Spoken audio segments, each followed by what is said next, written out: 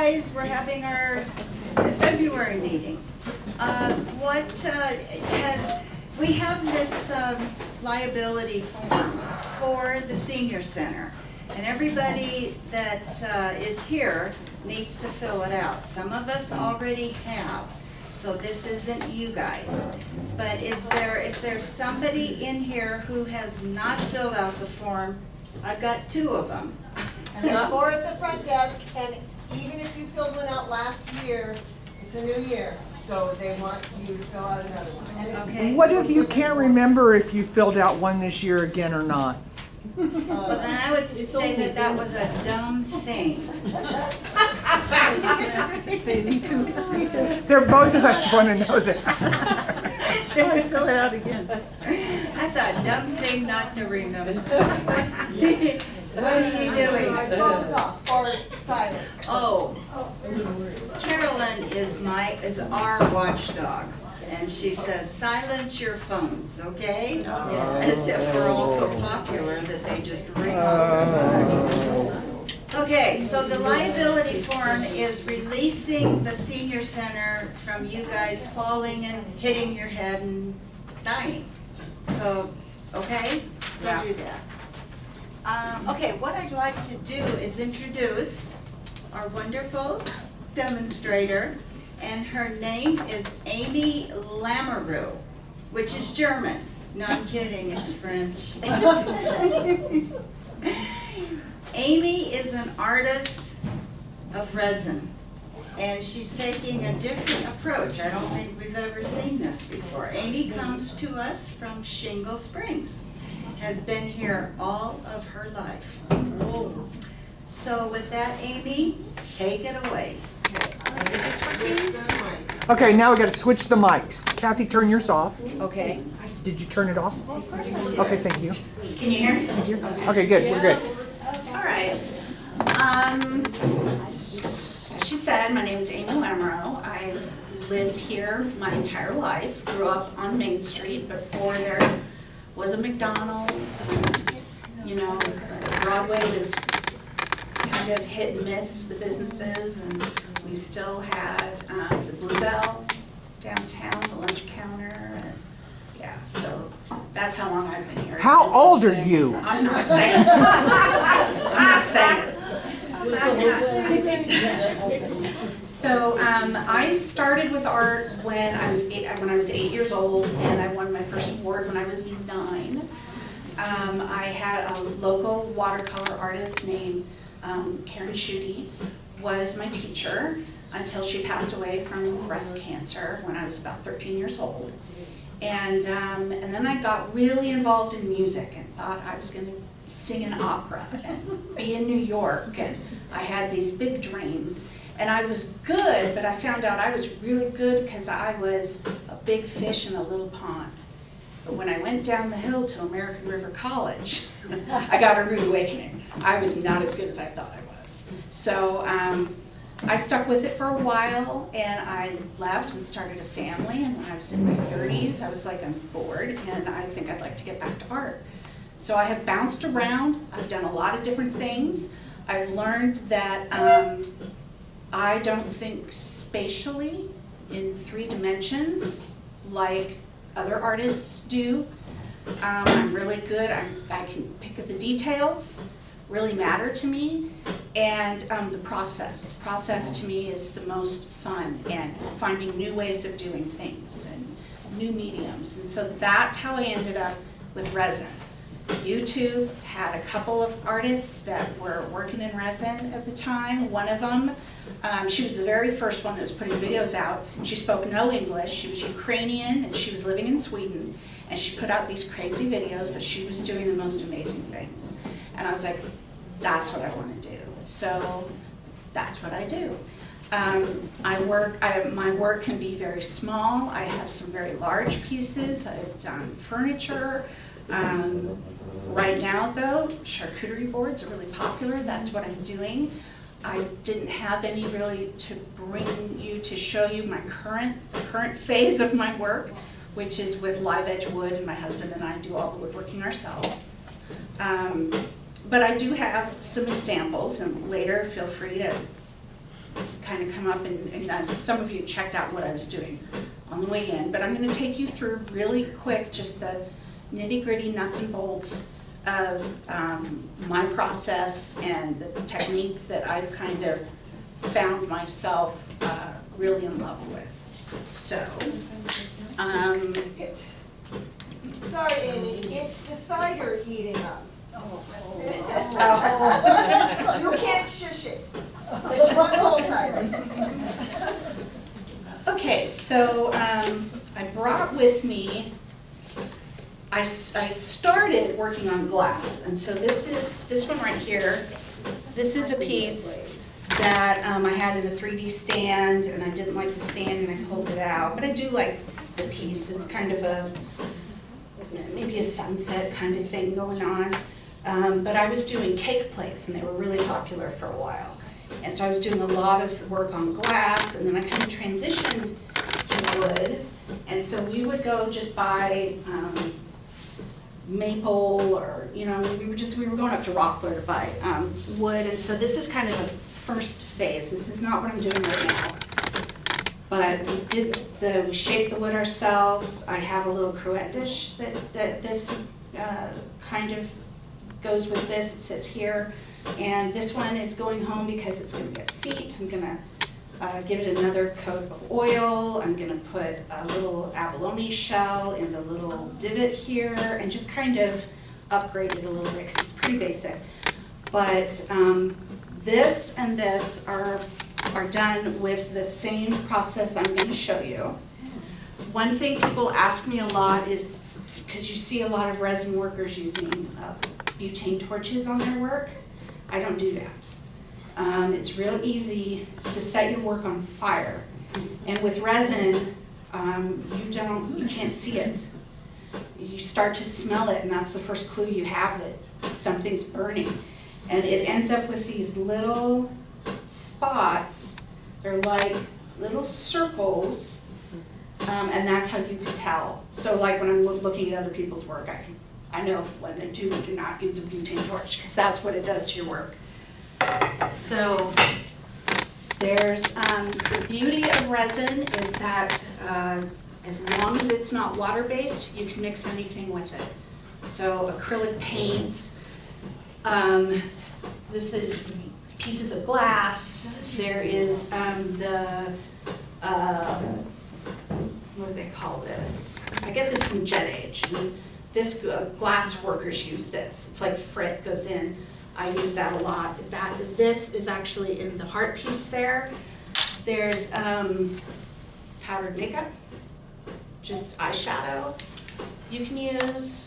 There's a lot of inks, powder pigments. This is Pearl-Ex. A lot of artists use the Pearl-Ex brand for different things, but resin artists love this. But I have discovered that the best paste, it's an epoxy paste. It is not active, and if you added a hardener to this, it would not get hard. It's just a pigment. But it's out of Australia. It's a company called Just Resin.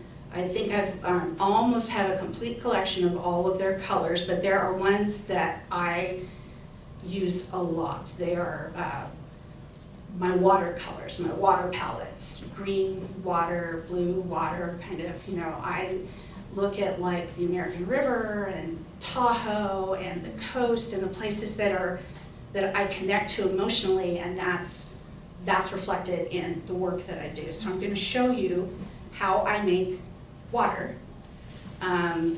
here today. So I am using, this is from Sydney, Australia, a company in Australia that makes the best resin that there is, and they have several different kinds of resin. We are using the River Ported Day. It's a little bit thicker. It doesn't have as long of a work window. It's about 35 minutes before it's just a little too sticky to work with, and you need to be done. So it has a real low smell. I'm like immune to it. My husband says he can kind of tell when I've been working. but he's starting to become kind of inured to it too, so. All right, so my basic setup is just, I work on the cheap and I reuse a lot of things, and I don't want to be throwing stuff away. I especially don't want to be throwing away any unused resin, so I keep all kinds of molds and other things that I can, scrape that unused resin into. So you have trees and fish and all kinds of stuff. I actually have a collection of fish right now that I'm going to be putting in. I got a huge piece of Claro walnut, and it's got these amazing void spaces in it, so I'm going to do a deep pour in there and put some fish in and then make it into boards. So resin is, it's a two-part system. If you're not familiar with it, I think most people probably are. But this resin is a 1-to-1. So I put in the resin, and then I'm going to add the catalyst, the hardener, to start the chemical reaction, which starts my clock. So I try to make sure before I start, that I have a plan. Because there's not a lot of time for you to frantically be looking for something, like you noticed a hair and now you're like, oh, I need a stick or something, get the hair, so you gotta know. So always have a plan.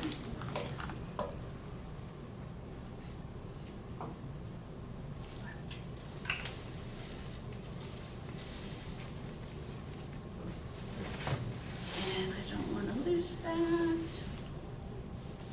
Back in the cup. All right, so it takes about 3 minutes of stirring to really get resin all incorporated. And you can tell as you're working with it, when you hold it up to the light, it starts cloudy. And it'll progressively get clearer as the two parts are combined. And you're done mixing when you no longer see these little iridescent threads in your cup. That's how you know that you're there. So while I'm mixing, does anybody have any questions at this point? Yes? I'd like to know how much the resin costs. Okay, so when I first started, I was using art resin, which is a great resin. It's a basic resin. It's, I think it's about $150 for 4 gallons, which would last you like forever. So I spend a bit more money now because I know what I'm doing. I didn't want to spend a lot in the beginning until I really kind of had it down.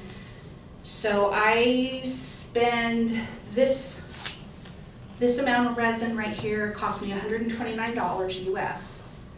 And I always make sure that when I'm ordering resin, I order like a pigment or 2 just so I can get that free shipping, because it's coming from Australia.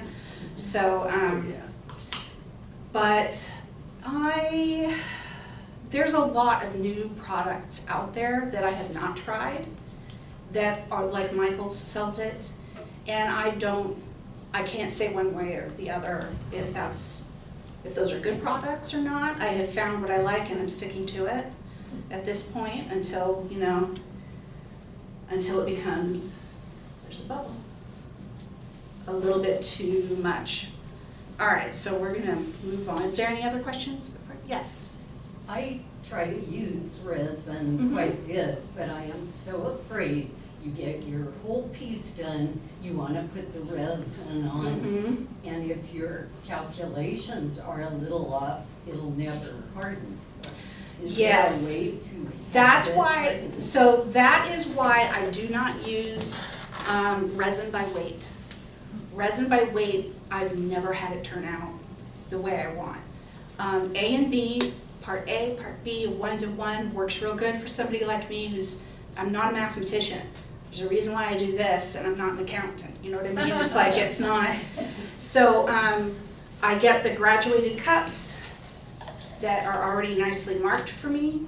I use ones that are basically for like the automotive paint industry, because the TMC, those are really accurate. So you know when you're measuring that you're right on the money, and it's not like some of the cheaper ones that like come out of China, their measurements aren't correct. And I've had that happen to me where it did not cure.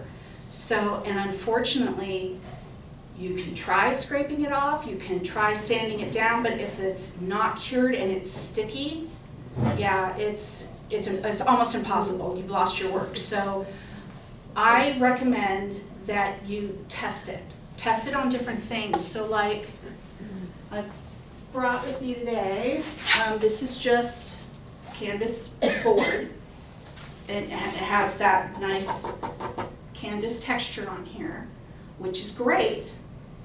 But if you're working with a substrate like this and you want to pour resin over it, you have to know that you're going to have to do probably 2 or 3 coats, because it is texture, and it's not going to fall into the low places, and it's, you're going to see little bumps. So now you have to do a second coat.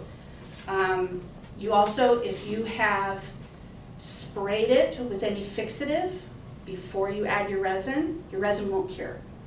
Fixatives and resin do not mix. They don't like each other, and it will yellow, and you'll end up with weird spots.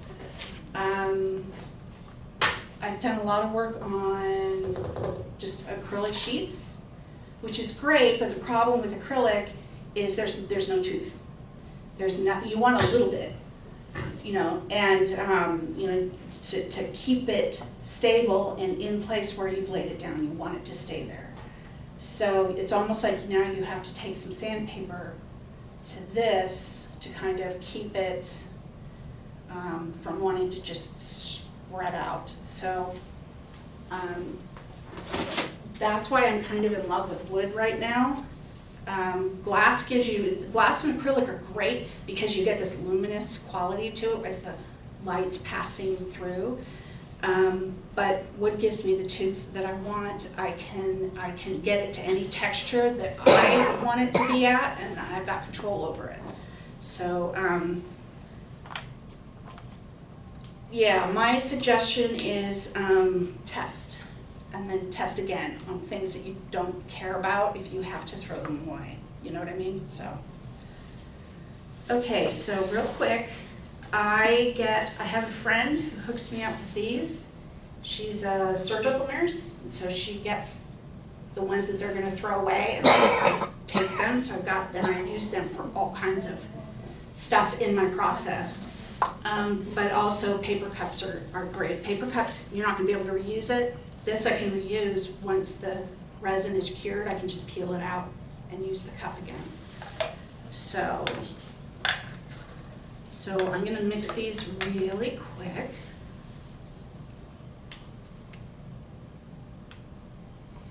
And I have in my head, I know that I want to go from like dark water, like deep blue water, to something a little more translucent. And I'm going to have clear at one end so I can make some waves with some white. And I know from experience this size board is going to take about 2 ounces of resin to cover fully, but I like to have a little extra just in case. So I mixed up, I doubled this, I did 4 ounces, but, and you'll see why. So this is just Magic Color ink, acrylic ink. Just put a drop or 2 in. You can kind of see I'm not using a lot of anything. You kind of get that? We're not getting inside. There we go. There we There go. it is. Yeah. Here's the money shot. So that's the nice thing about pigment paste too, is that a little bit goes a really long way, and they last me, for the most part, they last me a long time.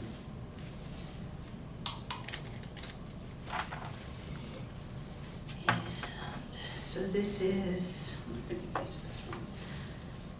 Dark Storm. So I started out with just an aqua blue here.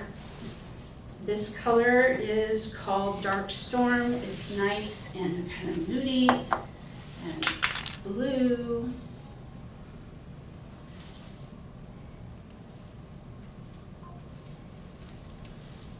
Just a little. And we'll do some turquoise luster. This is the very first color that I ever bought from them, and it was like, my husband says it was the day that I discovered Just Resin. It's everywhere in our house, but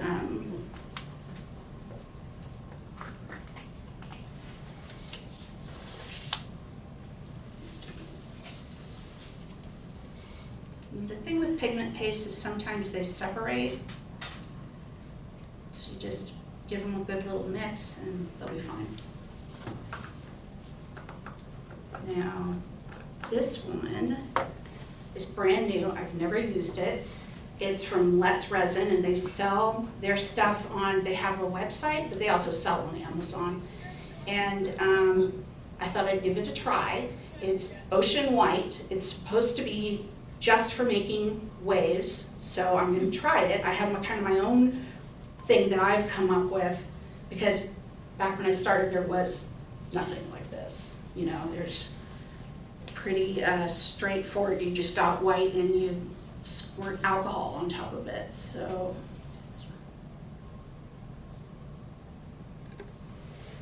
what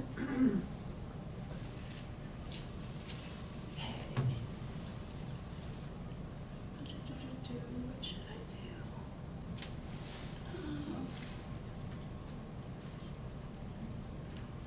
Okay.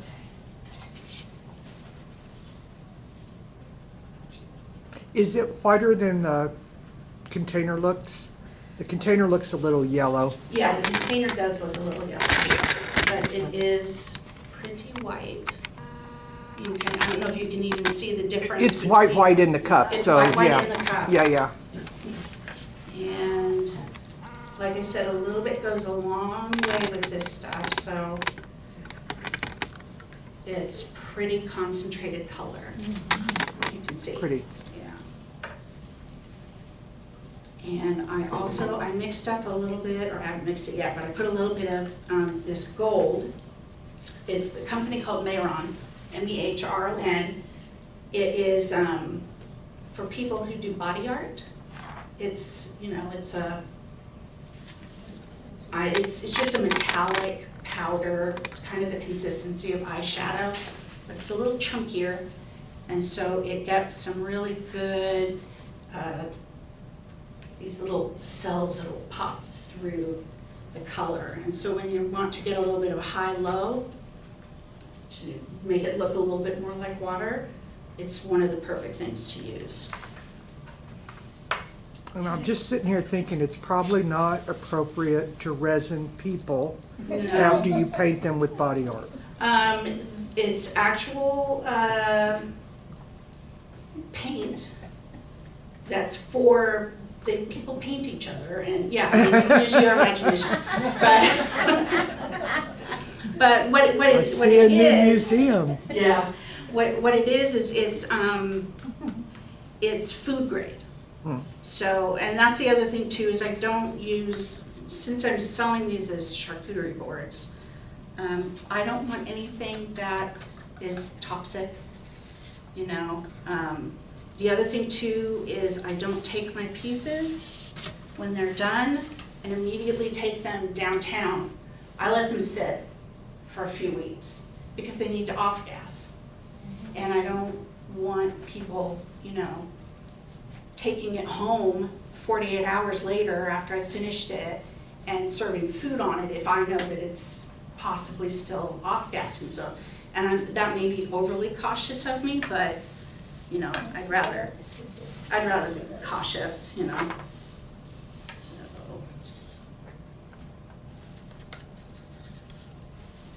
all right. So I'm gonna go, and so I identified what I want to be the top of the board, and in my head I'm thinking like it's the sand. This is clear going over the sand. So the clear is the first layer I put down, and I just kind of move the resin where I want it to go. Now, normally, I will have put a very thin, clear layer over the whole piece of wood that I'm using. And the reason I do that is because wood is porous and it holds air in it. There's air in the wood. So as the resin is heating up, as it cures, it pulls the air inside the wood out to the top. And when you're using a fast cure resin, the bubbles get trapped. We don't want that. So I do a clear coat, and that way I know that when I come back and I do my color layer, I'm not gonna have that issue. All right, so. So do you wait for the clear coat to dry then? I will, yeah, so I will take my wood, I will sand it. No. I thought I had turned that off, okay. I will get it the way that I want it to look, and then I'll clear coat it. And then I'll wait a day or two. I can come back after 12 hours, but I give it more time than that. I come back and then I do the color layer over the top of it. So this is gonna be, it's weird, I admit, the way that I work is weird because I'm gonna make a mess. And I'm okay with that now. My OCD now has gotten over that I can't control the mess I'm gonna make. Do you So- sand between your clear coat and the color coat? Sometimes. If I am working with a piece of wood that it's impossible for me to get level, because we can only put 12 inches wide through our planer. So if I'm having to hand plane or try to get it down to the thickness I want it by hand with the sander, then yes, I want it to stay, no, Terry, I want it to stay where I put it. So in those instances, yes, I will sand. But not always, you know, sometimes it's just playing it by ear.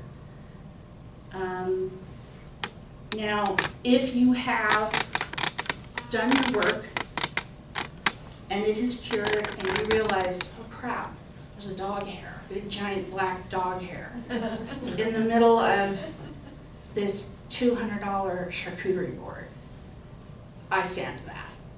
Because if you sand, because it's deceptive, but it's gonna float, it's sitting at the top. If I give it a good sand, the hair will go away, nobody will ever know that it was ever there, and then I just clear coat it. So, and that happens a lot. Yeah, I mean, we have a dog, we have a cat, and, you know, I think that I got them both. Well, the other thing too is we're in the middle of remodeling our house, so I have no door. So I have to prop stuff up to try to keep the animals out of the room. And it's, you know, it's impossible. I'll be in the middle of something and notice that the cat is sitting on the bench that I put stuff to cure. And he's sitting there watching me, and it's like, oh, okay. I mean, it's only so much I can do. Where do you work? Do you work in the house? I work in the house. Our son finally moved out. And he had the biggest room that was his sister's room. He had the biggest room in the house. And so my husband took it, and I had been working in, I guess what you would call an office, just a small room with no closet or anything. I've been working in there for a long time, and so he made a studio for me. So I've got all of my endeavors in one room now. So you'll see that I'm just kind of going back and forth and filling in where I want color to go. And I know I'm not at the point yet where I'm gonna be moving it, with, I don't use butane torch, but I do use one of these. And this is like literally the 7th or 8th I've had in 6 years. They get so much resin on them that they don't turn on anymore. So I don't spend a whole lot of money on that because I know I'm gonna have to replace it soon, so. So I'm just kind of laying it down.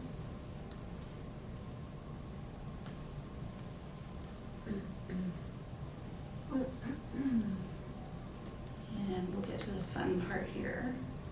This is always kind of the tedious part. Are your charcuterie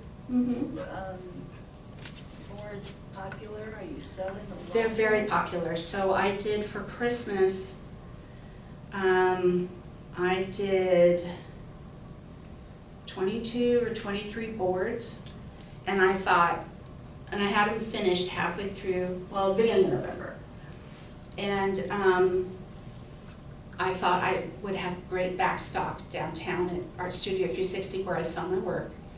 And I sold all of them. I have none of them left. I had none of them left until a couple days after Christmas. I think someone came in and bought the last 2 that were there, Oh so my gosh. they are popular.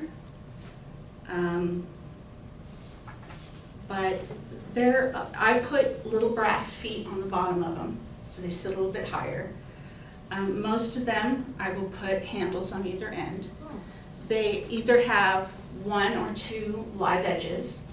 They tend to be a little bit on the bigger side now. I'm moving away from smaller pieces like that to something a little bit more substantial. But they're awesome because you can take them, prop them up against your backsplash.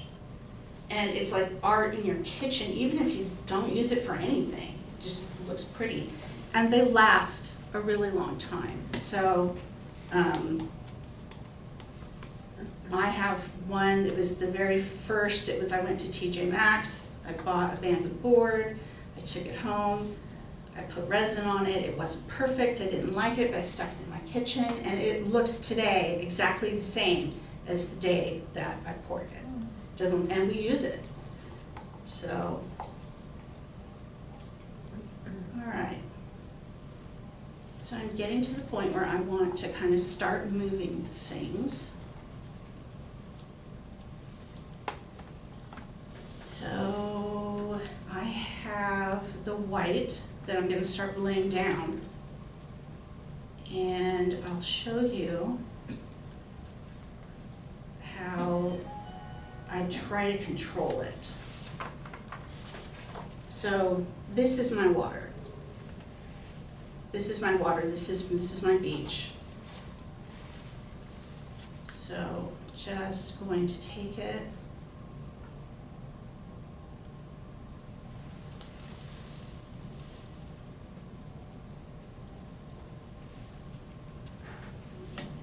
Need a little more than that.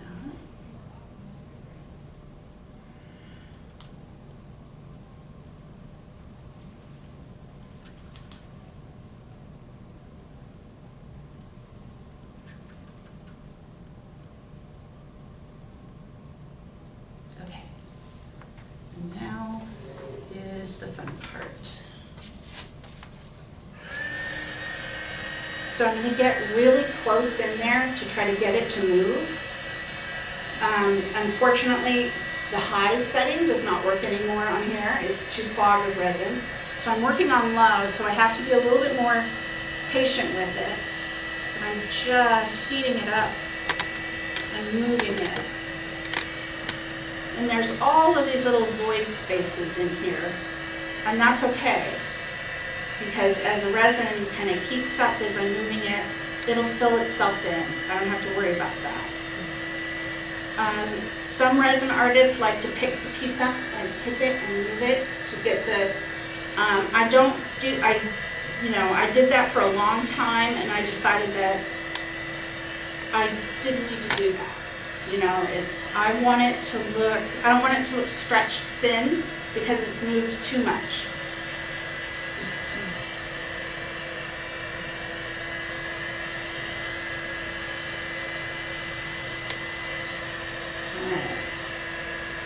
now we're hitting our white, and I want the white to roll over the top of the clear. I don't want it to push through the clear. I really don't want the clear to move at all. I want the white to move. So I'm just kind of coming in and just really gently pushing it with the air, getting it to move forward. And this blue is going over the top of the white, and that's okay.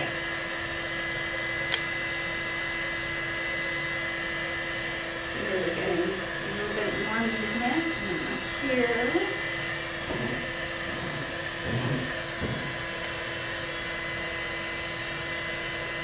So the alcohol ink, or it's not alcohol ink, the magic color ink that I used, I mixed it up. It's very translucent. So as it combines with the white, it looks a little bit more realistic.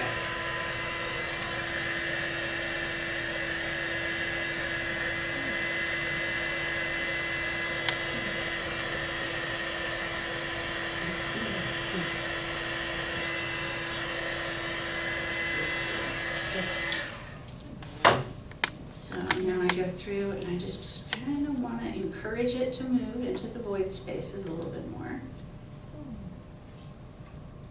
And I really don't even need a whole lot on the stick. I just need something for it to kind of adhere to, so I can encourage it to move a little bit more. So do you do other landscapes? I do sunrises and sunsets. That's my first attempt. That's why I still had it in backstock. But I have done wall pieces with the live edge wood where it looks like a river with mountains behind it. And that's just using the wood, the grain of the wood, and then going in and just kind of, I don't even have to do a whole lot. If it's a beautiful piece of wood, once you put the resin on top of it, it pops and it's really pretty, and because it's meant to be abstract, you can see anything you want. I see mountains in a river, but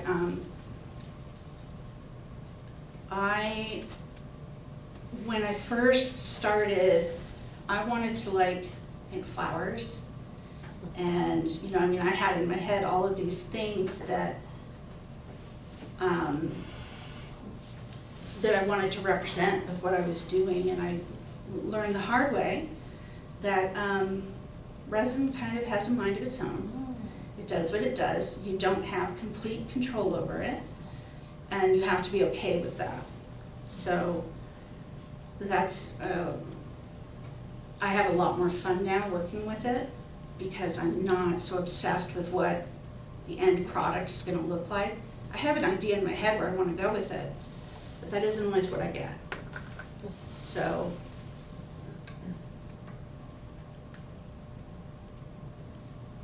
I fill in a little bit here and there, and you can kind of get an idea of how I do it. This is the part that I spend the most time on, is just kind of putting color where I want it to go. It's kind of like wave action there, Lynette. That's good. So the thing I skipped over at the beginning is you need to be working on a level surface. And so when you are putting this out to cure at the end of the day, I have a huge table and I have all of these plastic bins and I cover things. But if it's not level, if the table's not level or the piece isn't level, you stand a really good chance for a lot of it to just slide off one end. And that's really devastating. And I've had that happen countless times where I thought I really had it, and I didn't realize that when I came through with a vacuum cleaner, I bumped one of the feet. I do it all the time. I bumped a leg and it came off the shim, and now it's not level anymore. So that is what it is. We've all had our tragedies, right? So.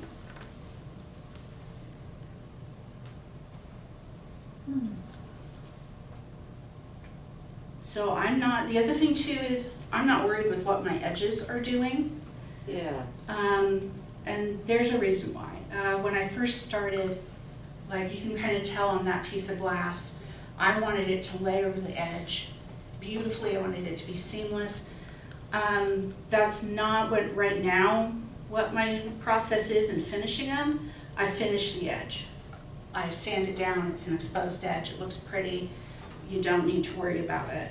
But I do, when I'm working, I use blue tape, and I use this blue tape with the green writing on it. That's the best one to use, and I cover the back of my pieces because my hands are sticky and filthy, and then when I go to pick this piece up to move it and cover it, I'm gonna get all over the back. Now I've got to do my back again, so I tape. I tape a lot. All right, and now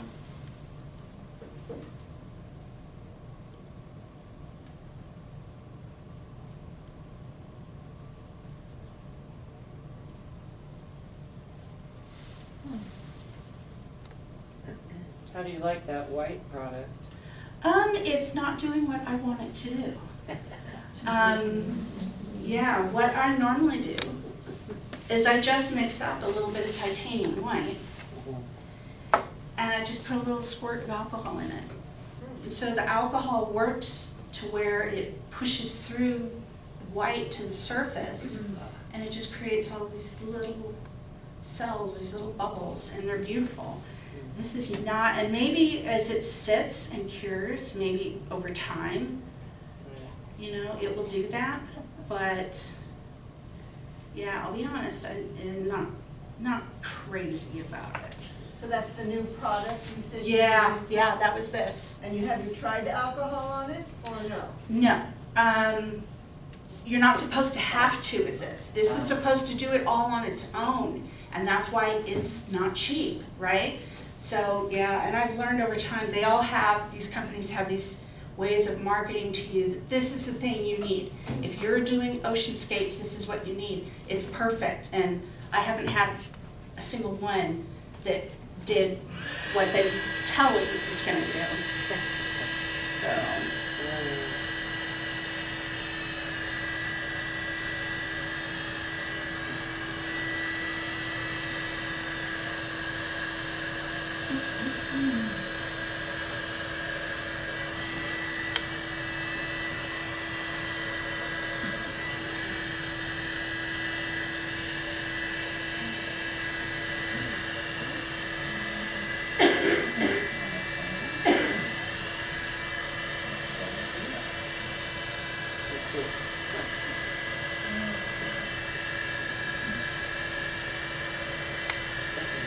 So the other thing that I do, or I have done, is if I decide that there's not enough waves after this thing cures, I'll do a clear coat. That's what I did with this one right here, and I'll add more white. But, I mean, it's okay. It's not bad, it's just not exactly how I like it to be.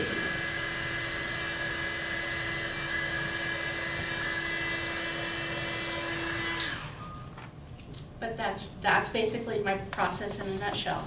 So, like I said, I have dozens of clear bins that I cover things with.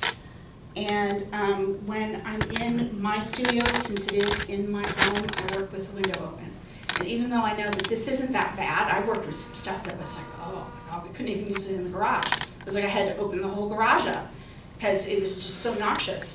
So I'm still mindful of that, especially since there's other people in my home that I'm sharing it with. But I do a lot of gold foil. Sometimes if I have a piece of wood that's disappointing and I don't like it, I'll gold foil it. And then I'll do something over the top of that. And it always turns out really cool. So, but I'm not really one of those artists that likes to work with the molds. I have the molds, so I can put my unused resin in them, but it's not like I'm doing it or selling them, purposefully. So I do teach some classes down at Art Studio 360 about how to work with mold and how to use UV resin and botanicals, and then build up layer by layer, three-dimensional looking piece, and that's always a lot of fun for people.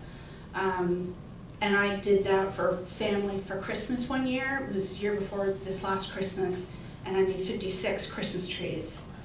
And they were about that tall, with a little lighted base on the bottom, and it took me 3 months to make all of them. But they had one, I had some that were beach and some of them were forest, and they're so cute, and family leave them out year round, So, but I do, that's one of the things that I teach. I would love to teach people how to make their own charcuterie board, but they would have to leave it to cure and then come back later, and if we needed to do any cleanup, so it would be like a 2 or 3 session class. So I'm still not there yet, but so I record everything I do.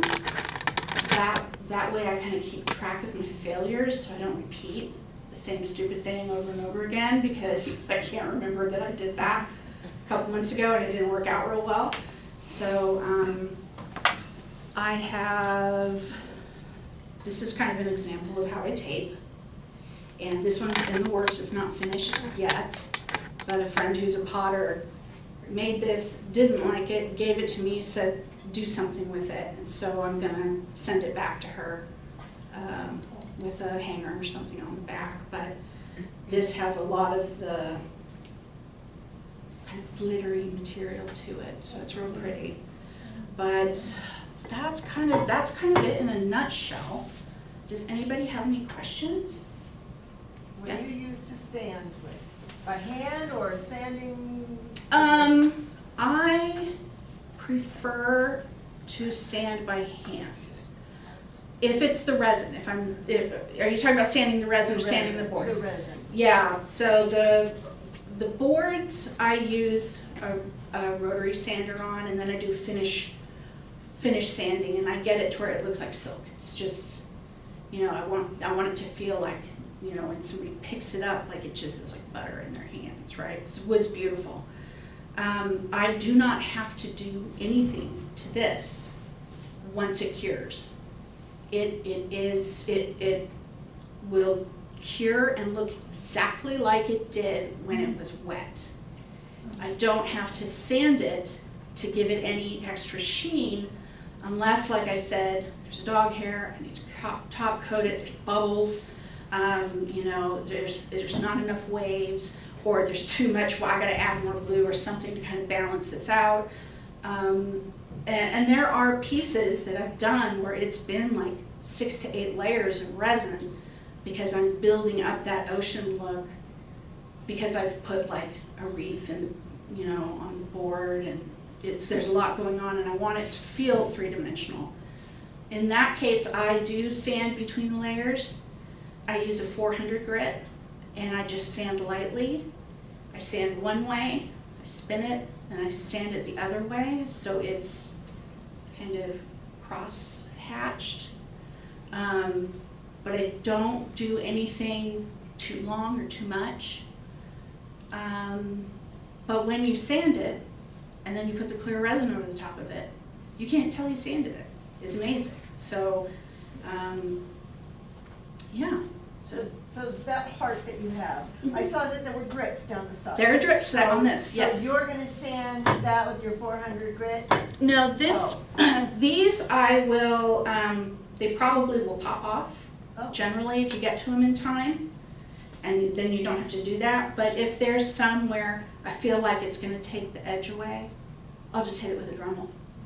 I'll just put the little sanding drum on my Dremel, and I just go over it lightly, and I don't do it a lot, and then I go back and I just knock it down. I've got like nail files. Nail files are awesome to work with to get a nice edge with the resin, but yeah, but this one's been sitting, It's not high on the priority list, and so it's been sitting for a while, and so I need to finish it. Okay, Valentine's Day is like in 4 days. I know. Time is going. Yes, I know. Well, that's the other thing too. I'll be like, oh, it's end of September. I should really do something for Halloween. And then I think on it for 2 weeks, and then I go and buy the supplies, and by the time I get anything finished, Halloween is like tomorrow. So that's kind of how I work. So I'm working a year behind, right? Or a year ahead. So it's like what I do for Christmas this year, I'm gonna sell that for Christmas next year. So we've got lots of crates squirreled away in our home with backstock in it, and my husband just loves it. Oh, he's so happy. Yes. If you spill some food on that, how would you clean it? Can you just use a sponge with? Yes, a little bit of Dawn, because it's not abrasive. Don't use the scrubby side of the sponge, use the soft side. All of my pieces come with a care card so that the new owner knows how to take care of it to get years and years and years out of their piece. No serrated knives, but you can use a cheese knife. We use cheese knife. We've been using cheese knife for 7 years on the very first charcuterie board I ever did, and there's no scratches. So, it's just a lot of don't submerge it in water, and that has nothing to do with the resin. That's because of the wood. But pretty much they are easy. They're easy pieces to take care of. I feel like a lot more work and prep goes into them, and that's what the value in the end really is the time that I've put into getting it to the point where I now can put resin on it. And then all the finishes, the little details, so the brass handles, the feet, the little brass name tag for the back of it, and because there's no way for me to sign. How do I sign a charcuterie board? You can't. So yeah. So any other questions? You don't have one of them for us to see, do you? I don't, because they sold. So there are 2 boards right now on Main Street. One of them is an old bamboo board that I got from TJ Maxx that had been sitting around for a long time, and I just thought I'd have some fun. And I worked with abalone, crushed up abalone shells, and I kind of did a little ocean thing and gold leafed it. It's really cute. But that's not what I'm doing right now. That was just because I had it and I had run out of things to do and I was bored, so I grabbed it. And the other one is a really beautiful walnut board, but it's not live edge. It's worked like this one right here. It's bigger and it has a little finger hole in it, but it is the blue water. I did the same color scheme that I did on this round board right here for that one, and for whatever reason, that one is still there. It's been there for more than a year. I keep pulling it out, and then I put it away, and I pull it back out, and it hasn't sold. But I think it's because people they want the live edge. They want the live edge wood. So. Don't you have a live edge piece hanging on the wall right now? I do. It is. That's my American River piece. Okay. Yeah. That's the one you were talking about earlier. That's what I was talking about earlier. It's cottonwood. Cottonwood is, farmers hate cottonwood in their groves because they say it's like a pest. But when you take it and you mill it and you plane it and you sand it down to like 2,000 grit, it is the most beautiful wood. It looks iridescent. The way that it grows, it has these undulations. It's perfectly flat, and you can't see it until you put the clear resin on it, and then it's amazing. It's the most beautiful wood I've ever worked with, and I'm just in love with it. So that is the last piece of this giant plank I bought of that cottonwood. That's the one hanging on the wall. So, and it has the river coming through it, but it's big. We had to hand plane it, and there was a lot that went into that. So, but yeah. All right. Well, Thank you, Anne. you're welcome. Thank you. Thank you for having me.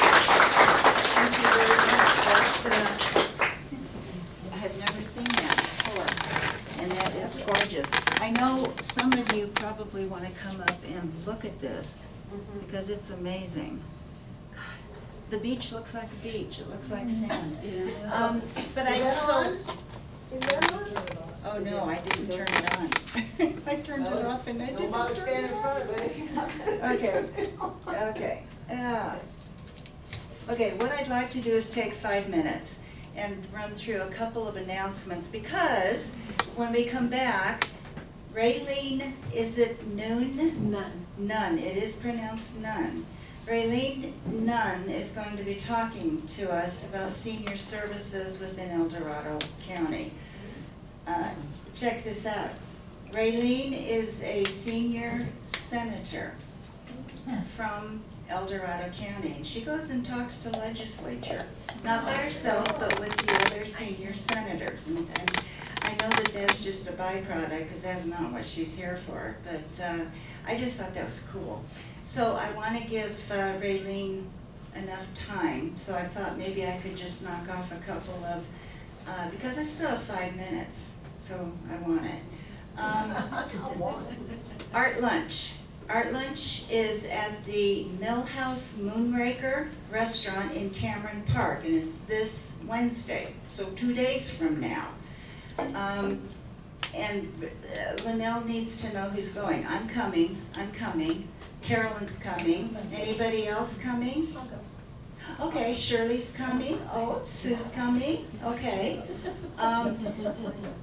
Do you text or email Linnell so she can get a head count, to give them a heads up of who's coming, okay? They're fun. It's a gathering, and sometimes we talk art and sometimes we talk. Right now, Carolyn and Sue are officially on the list. If I have not named you, please text me or email me Okay. so I can get you on the list. You got it, okay? Don't expect me to remember between now and when I get home.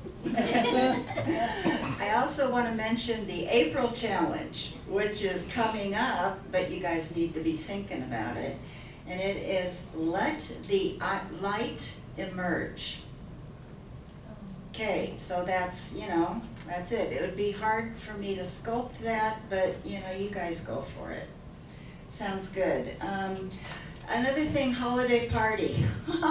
It's in December, never too early to start. And it's December 12th, which is a Friday, okay? So that, we're locked into that one. Switchboard. How many people in here have art in the art show at Switchboard? Okay, do not forget, the outtake is on February 24th. Do you know the times? I should have. 9 to noon, I think. Yeah, it was 9 to 12. 9 to 12. If you don't take your piece, We'll it's be at not- Linnell's house. I was gonna say, it's And not. that's it's the not- punishment. It's not really gonna go in the trash, but, pick up your art, okay? Unless it's sold like Jerry's. Where's Jerry's? Jerry here? Yes. Yeah, you don't have to pick up your art. Okay, so we've got that. Bill Robinson has a cold. He got it from his wife, and he was So hoping he he could be. says. What's that? So he says.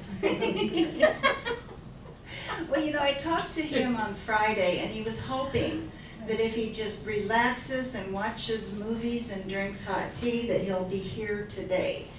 And then he texted me this morning, he's not here. And his big concern is banners on parade. Anybody in here going to participate in banners on parade? Okay, you are. Please check the newsletter. It's got the call to artist, and I think the deadline is February 28th for that, okay? Okay, one other quick thing, I think I have 30 seconds. We've got, Raylene has got literature on the back table. So when we break, and let's go ahead and break for 15 minutes, because I got a lot of my work done. Poor Raylene, I said, you got 3 minutes. I said, okay. So we'll give you 15 to talk about it. All right. Okay, good. So, take a look at that, come and look at Amy's work. Don't And- touch the wet stuff. Yeah. because then she'll have to sand it. Okay, so take a break, enjoy, and we'll be back here at 3:45. Her honor. Our honor. Okay, good. Hi. Did you guys have a good break? Yeah. I gave you 15 minutes. Secretly, because we had a packed program, I was only going to give you 10, so you're welcome. Okay, what I'd like to do is bring Raylene up to talk about what's good for seniors in the county of El Dorado. And might need to, how's that? Is that okay with you? You guys are very close to the same height. Very close. Kind of eyeball to eyeball, that's good, okay, I think we're good. Just an FYI. Can you hear me now? Yes. Okay, great. Thank you so much for inviting me today. I really am anxious to share with you. I am Raylene Nunn, and I am, in addition to being a senator, I'm also Commission on Aging, and that's what the umbrella I'm coming under today. The commission is a group of 14 individuals coming through the Board of Supervisors as your advocates, and we want to be there to take your issues that you have to the Board of Supervisors, work with you in the best way we can, and in order to keep all of us seniors in our homes as long and be independent as we can. So we are out there. We have meetings on the third Thursday of the month, and we would invite you to join us. You can find out our location on the website for the county, and we are there for you. So, like I say, there's 14 commissioners, all appointed through and approved by the Board of Supervisors. So anyway, with that, I want to get to the real information I want to share today, which is the best secret. It's the best kept secret in the county. And so I want to share and make you very knowledgeable about knowing about it. And what that is, it's our senior service programs. Now, I'm sure you all have seen them, but they're all administered primarily out of this building. So they're all here, and I thought I would just kind of run through some of them with you so that you can know. And I know I'll start with our very favorite one, and the one that's used most. And if I ask you, how many of you have used legal services? Well, these programs, by the way, you need to know, are available to anybody over 60, and they are free, like free. And there are no income limits like you sometimes expect with the county. These were created under the Older Americans Act back in 1965, and the whole purpose was we have to get our seniors in their homes. So they provided for these programs, so these are national programs. I know I've helped people connect to other states, and they're not all run the same, but they are the same program. So they came from the feds to the state rolled them forward to the counties, and each county's run differently. Our county happens to have the Board of Supervisors determined that they wanted them administered out of the Health and Human Services Agency. So they're all connected here. You go to Sacramento and it's a lot of nonprofits who do the same programs, but that's kind of how it runs. So anyway, with these programs, legal services seems to pop up to the top of the list. And they are lawyers that you meet face-to-face with. They'll help you with issues involving trusts and wills, and they will help you with consumer issues, land issues that you might have. You just can't be in a rush because, of course, limited resources, limited number of attorneys. But once you get in the door, I think I have never had anybody tell me it wasn't the most positive experience they've had with the lawyers. So they're there, and in fact, I've put several of these documents that are different colors. And these are all documents prepared by them and that are available to us. And they're pretty interesting. This one's the 4 basic estate planning documents. We've got a scan one back there. So there's lots of those. They're always putting out new ones. So when you come sometimes for your meeting, take a cruise down the hall. It's dark, but take a cruise down the hall, look to the left, and you'll see legal services, and all their shelves have always something new for you to take a look at. So I'm gonna use my 15 minutes on that, but I don't wanna do that. So then I'm gonna go to my next one. HICAP, Health Insurance Counseling Advocacy Program. Anybody dealt with them? All right. Well, I am one. I am a HICAP counselor. And this is a free service, of course, and it's available to anyone to talk about the Medicare issues. If you, especially at the open enrollment, we give you unbiased information for you to make the decisions, not somebody else. We will talk to you about what your choices are, your options, especially HMOs and the drug plans that are available every open enrollment season. If you want to change plans, if you want to talk about your supplements, we're there for that. But we also, I do a lot of appeals. If you get a denied claim from Medicare, you bring them to us and we'll be your advocate. Can't guarantee you'll win, but at least we'll do our best. And I have a pretty good success rate myself. But anyway, and then we also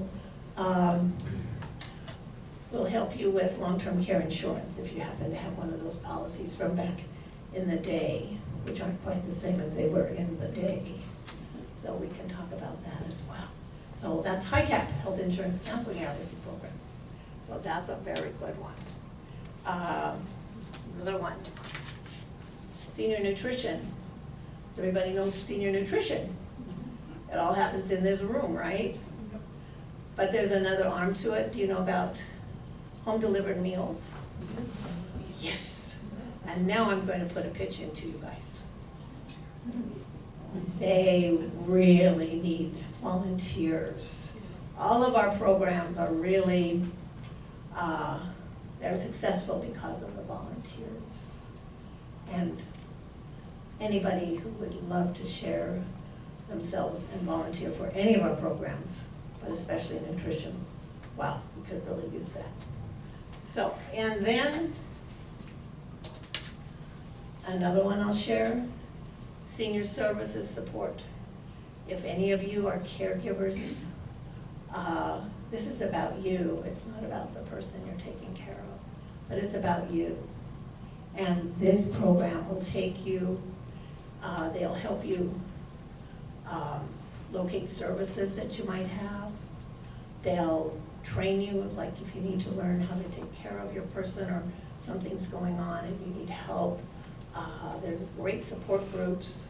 I know I used to make presentations at their support groups, and it was wonderful because it brought those folks into a meeting where everybody had the same issue. And so you supported each other, shared experiences, and this kind of thing. And so, like I said, I did the presentations there, and it was amazing to see how these just really helped people a lot. So that's another one. So, anyway, my time is running out. I'm gonna jump ahead here, and I'm gonna tell you, back on the back is a brochure, senior services brochure, and it has all the programs listed. So please take it, look it over. If you find a service there that you'd like to explore, information and assistance is here. Have an information assistance brochure back in the back. And you call them, like if you have an issue about something and you don't really don't know what you need, but you're having some problem, call them. They can then direct you to a program that may be helping you get through whatever issues, because one more just really quick, peer place, peer counseling. That's when you have an issue that's come into your life and you don't feel like you want to talk to your family or your friends, but you need to talk to somebody about your age because you don't want to talk to a kid. You call them and they will connect you with a person who's been well-trained in peer counseling and talk to you about the issue, and be there for you. So that's a huge, huge successful one. But I could go on, but my time's coming down, so anyway, one more thing. You're good. You're good. This is a fun thing. Senior Times, have you seen it laying around out there? If you haven't picked it up, it's a pretty informative, very nicely done information all about things. I was talking about trips that are coming back. You want to travel on the trips, you can check it out. The trips are all listed over here on the side board, but just as an example of stuff that you'll find in here, you'll find senior activities, you'll find out senior news, you'll find out just all kinds of great information about what's going on, keep you engaged. And it only costs $5 a year. And you could have it delivered to your house, online or whatever, but it is a great source to keep you engaged with what's going on with us seniors. And like I say, always connect with information assistance, and I have a brochure for them back there as well. And did we make it? Yeah, we're good. Are we good? We are good, yeah. You're awesome. Okay. Thank you, Raylene. So please come and use our services, they're for you. What I do want to say is that Raylene asked permission to hang with us in case anybody has questions. Carolyn, are you just doing your hair thing? Your hand went up. Okay, so Raylene is going to be here for our duration, which really isn't going to be too long now. Carolyn thinks that's a good idea. Okay, is the mic on? Can you guys hear me? Yes. Okay, okay. The honeycomb project. I know that Sue has talked to us about this. How many in here have a octagonal frame? Oh, guys, look at you. Oh, wow, okay. 23 or 24 of us. That's amazing, thank you. And that is going to be the June challenge, okay? So bring your honeycomb projects to the June challenge, okay? Hold on, I did that. Member show. The member show is coming up, and it is April 7th through the 11th. And of course, Carolyn is heading that up, and it is medium this time, which means 3D is judged as 3D. Watercolor, is that a category? Water media, because that'll include gouache. Water media, oil, acrylic, three-dimensional photography, mixed media collage. What am I forgetting? Miscellaneous. A miscellaneous, and no, abstract would be. Oh, a picture, okay. The drawing? Oh, pastel and drawing. So, but it's really important, you guys, that you go to the website, find the little over on the right, the place about the member show, click on more details, and you can read all about, you can get an entry form, there are also some paper ones here, you can read all the rules, and then there's a place to click on that says category details. Before you call me, read that first. There's a lot of information, but if you do read it, you're still not sure, then yes, contact me. But, Two of our main issues, and it doesn't have to do with 3D, thank God, but size of the pictures. Yeah. Is that in this? Yes, that's this in the literature? in the entry rules, we are limiting you to 48 inches wide, including a frame, maximum. Because Okay, we almost ran out of room last time. right, right. But it can be 6 feet tall. But it can be 6 feet tall. So, hey. Yeah, that's right, because we could go up, but we can't go We wide. can't go wide. We had a banner, 122 pieces in the October show. And it was a phenomenal show. And like Carolyn says, we were running out of room. So pay attention to the size of the painting. Also, the second one is the hangers. The hanger, it has to be wrapped when you weave it through, and Carolyn's not messing with her hair now. What No, kind no. of? Okay, here's the thing. If you've got wires, it's gotta be no sawtooth hangers unless they're deep enough to hook on our hooks. Otherwise, it presses through there and the thing pops off. It says no sawtooth hangers, but if you wanna bring it, and we'll test it, and if it's not gonna work, then we're not gonna take your word. But It if you wire Needs it, to be deep enough Deep because enough. our hangers are rigid and they stick out from the rods.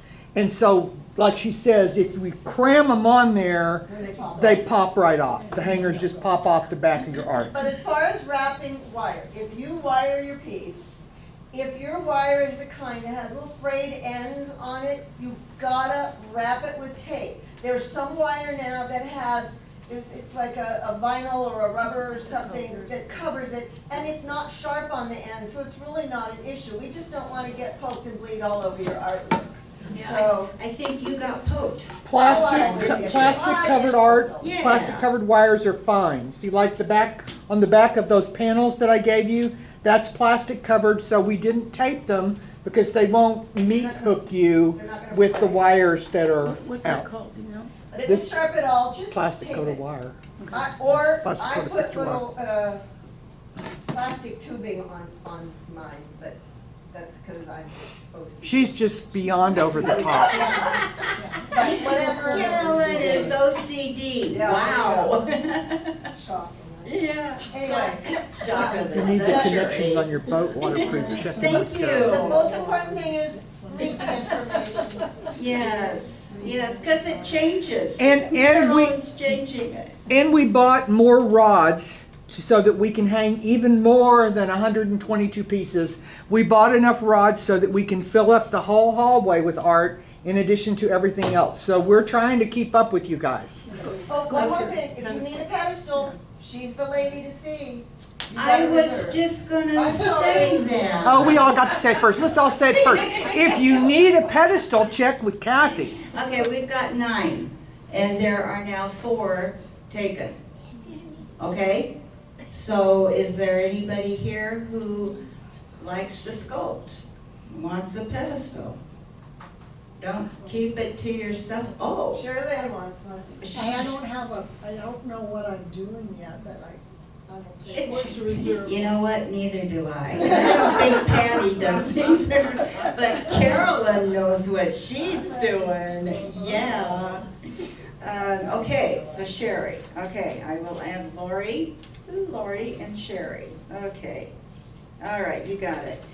MLS Motherlode Show chair. Remember last meeting I said, go to your heart, look deep into your heart. Is there anybody interested yet? Just toying with the idea. Okay, we're working on that, Sue.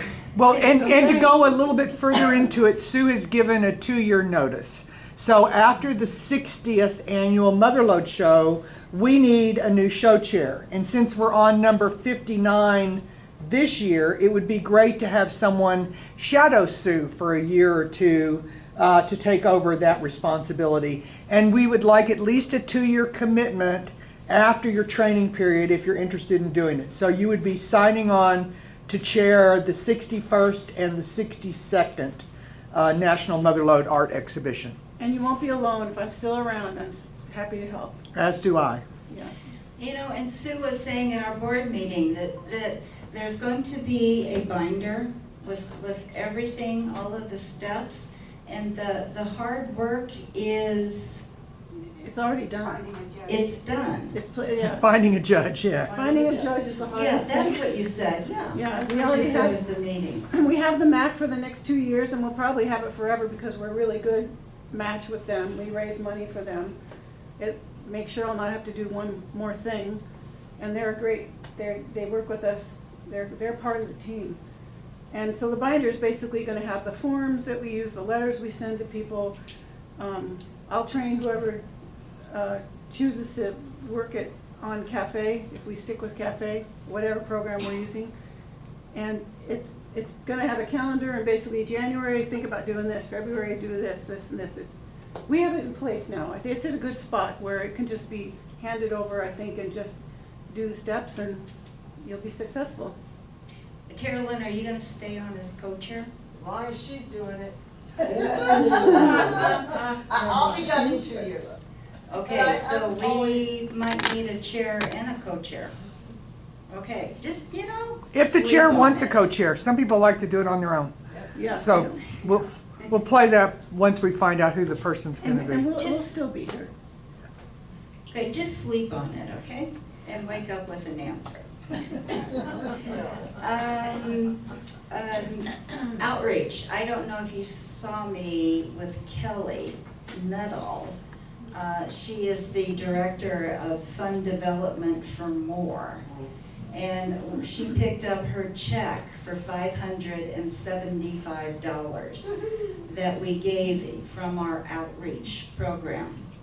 And that just felt really good. The other $575 is going to Images of Hope. And I would have given that to Bill Robinson today, but he's sick. So that's where that other one is And going. in both cases, it's specifically to support art within their organizations, not basketball scholarships, art. That is true. They signed a letter stating it's gonna go in their restricted fund, which means it's earmarked. The art room is absolutely huge, twice the size of this room, easy. And art is a big program in their whole rehab. So that's good. Okay, we have 3 call to artists on this month's newsletter.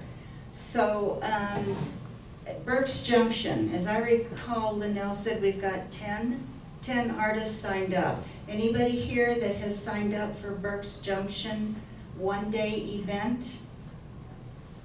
Okay, that's okay, because more of you are gonna sign up for it, right?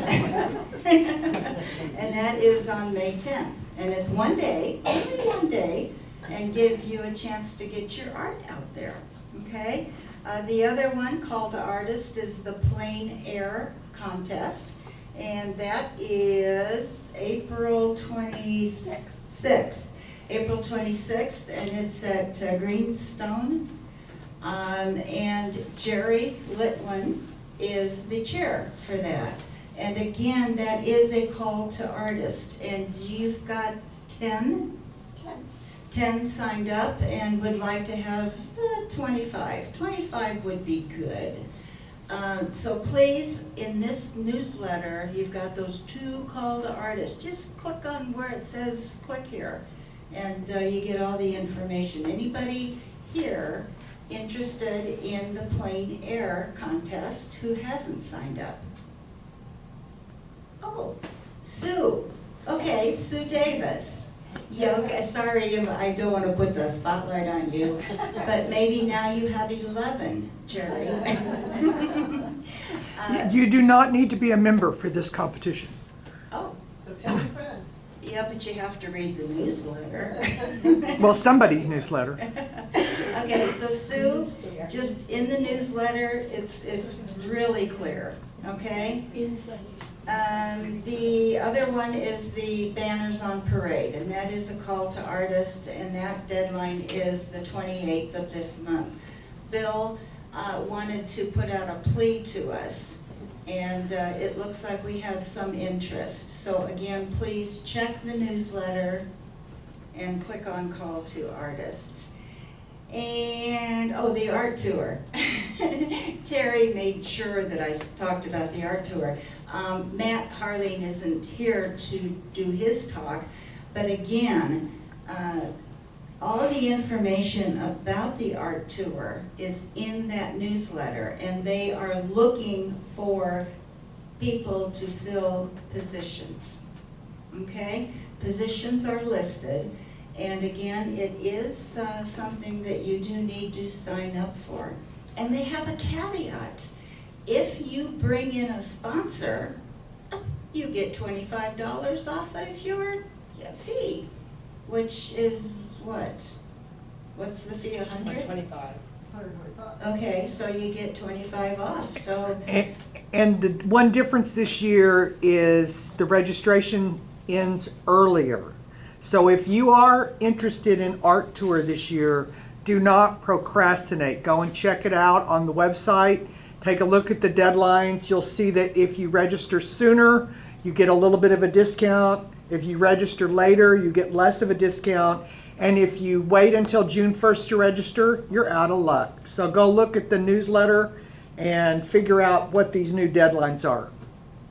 Okay.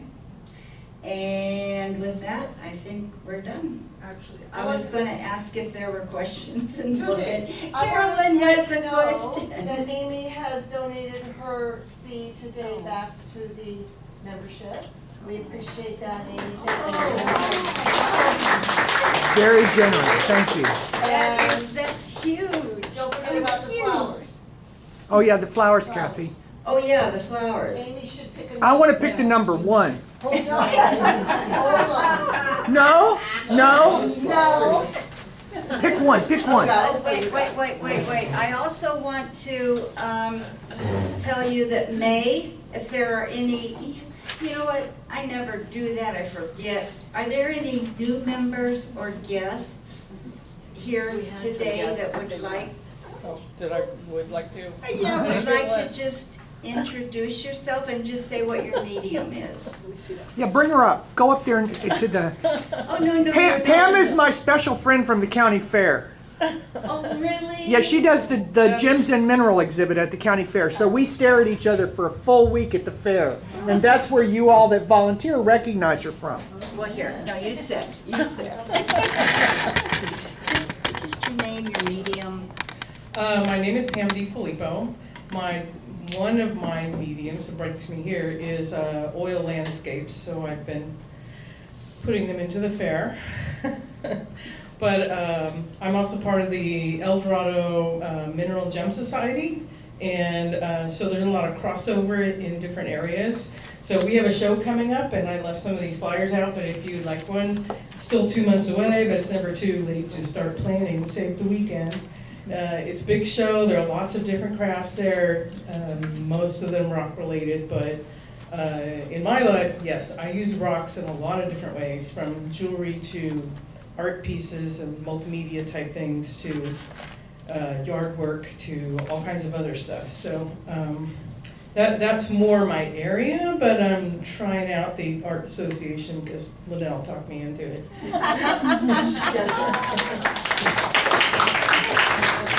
She's a pretty good artist too. And here I thought you were shy. Is Claudia still here? Okay, just checking. So 1 through 20. This is her OCD, we'll let her do 1 that. through 22. May is when we're going to bring new members with a piece of their art to just share with the group. So that would be May 19th. And because we do have new members. Every month we have this list of new members, huh, Sue? And the art share is always fun because it's really fun to see what people do. Absolutely, and just a little bit of background, you know, on you, and it's really good. So that'll be May, okay? And you're gonna love us, I know. We are a fun group with a lot of activity. Okay, now, Donna always brings a vase or a vase I like vase. A vase of flowers, and we're going to pick, hang on. Have Amy choose number 1 through 22, Did you because get I that? included the guests, But that goes to 20. but 2 of them left. See, I'm on it. Okay, Amy, pick a, 22, 17. 17. Marilyn Jasowski. Okay, all right, thank you, Donna, thank you. Always brings the flowers, that's great. And with that, look at that, 15 minutes early. Go to a movie or something. Okay, thank you, we're done.